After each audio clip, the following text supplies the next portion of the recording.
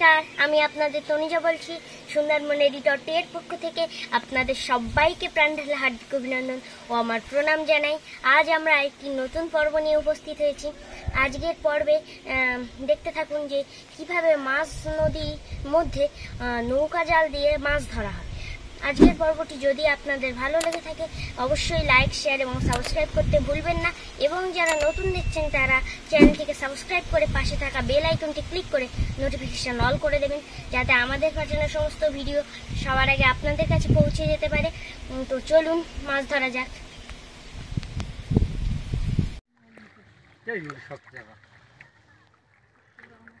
এই যে ভাঙনে কখন শক্ত হয়, তুই এমন যেন নামি দিয়ে উঠতে পারো। আর এই ভাঙনের লোকে কাঁচ ফাঁস কত কি ফেলে, ভাঙা কাঁচ।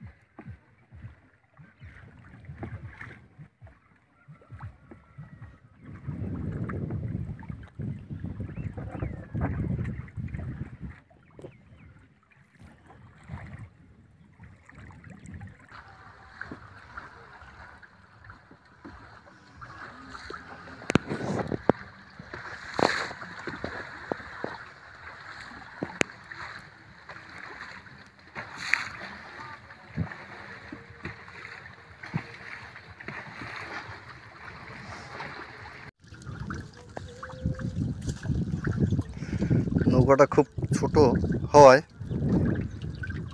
খুব দোল খাচ্ছে। তারপরে ঠিক আছে,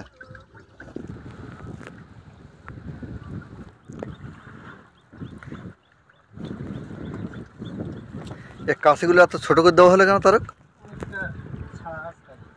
ও মানে যে কোনো মুহূর্তে লঞ্চ বা বটবটি গেলে বেঁধে যেতে পারে, তাই তো?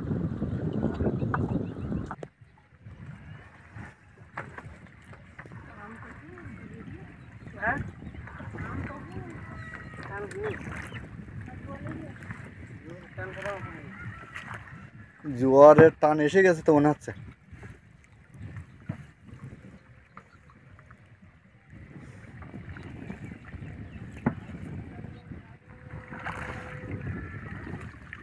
ওতে কি ওতে? হ্যাঁ, ও ওই ওই বাঁশটা, ওই বাঁশটাকে নিচের দিকে টেনে রাখতে হয় না, ডুবিয়ে রাখতে হয়।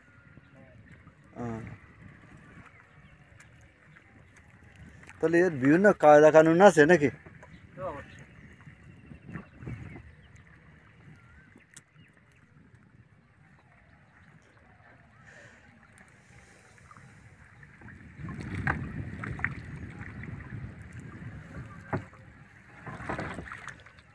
এই যে বাঁশটাকে কি বলে, কি ভাষা বলে এর?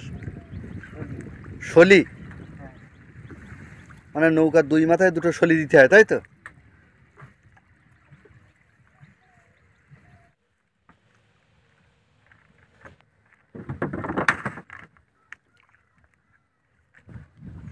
সুন্দরবনের মানুষের কত কি শিখে রাখতে হয়, হ্যাঁ, জীবিকা নির্বাহের জন্য। কখনো বাগদা মিন মারার জন্য, কখনো এই সাদা মাছ মারার জন্য, কখনো জঙ্গলে কাঁকড়া, মধু, মোম সংগ্রহের জন্য, নাকি?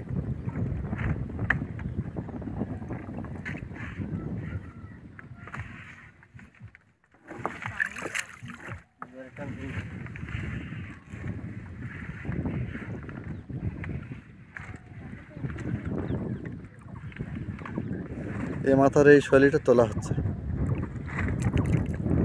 নৌকার দুই মাথায় দুটো শৈলী, এই একটা আর এইদিকে এই একটা।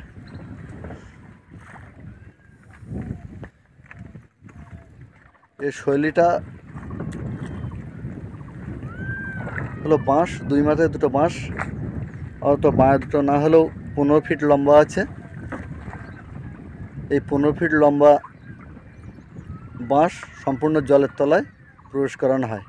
এবং এই যে জালটা বলছি বেন্সি জাল, এই জালটা ওই 15 ফিট জলের তলায় চলে যাবে। আর মাছ যখন জলের তলা দিয়ে যখন যাবে তখন ওই জালের মধ্যে মাছ ঢুকে যাবে।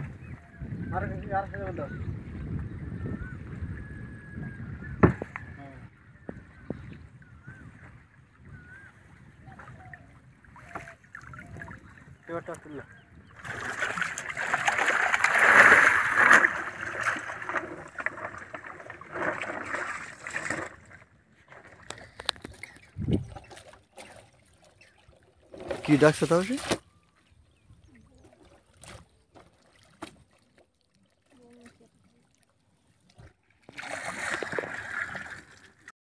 এই যে ছোট্ট ছপ্পরটা দেখা যাচ্ছে বা সামনেটা দেখা যাচ্ছে, প্রখর রৌদ্র বা বৃষ্টির হাত থেকে একটু রেহাই পাওয়ার জন্য এই ছপ্পরটা বা এই ছাউনিটা বানানো হয়েছে। এটা নৌকার উপরেই বানানো।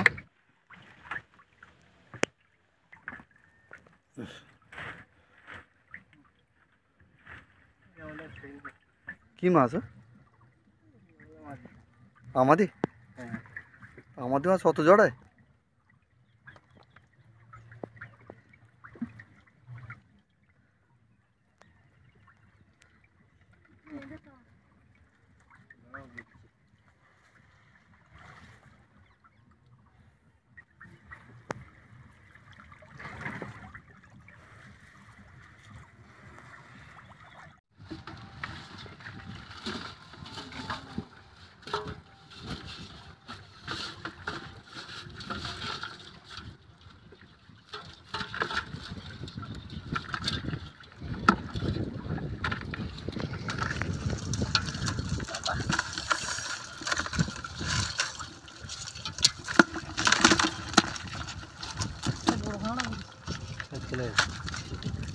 কই বড় কাঁকড়া? এইসব কাঁকড়াগুলো ভালো ঘি হয়, তাই না? আমিও খাই না। আমি কাঁকড়া খাস না?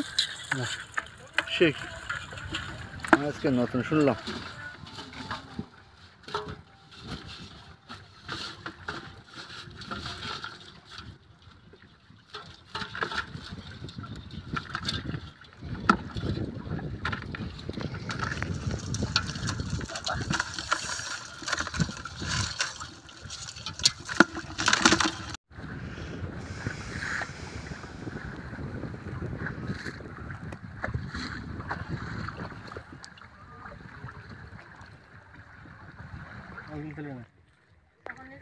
না সামনে নিয়ে যাবো, সামনে ধুয়ে কিনে রেখে দেবো।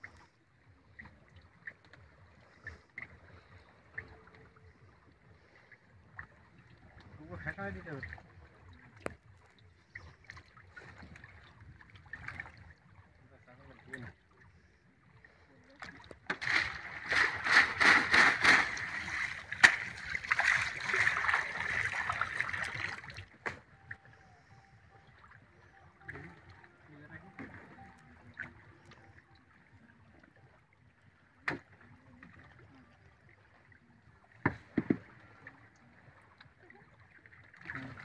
নৌকা এখানে বাঁধবে?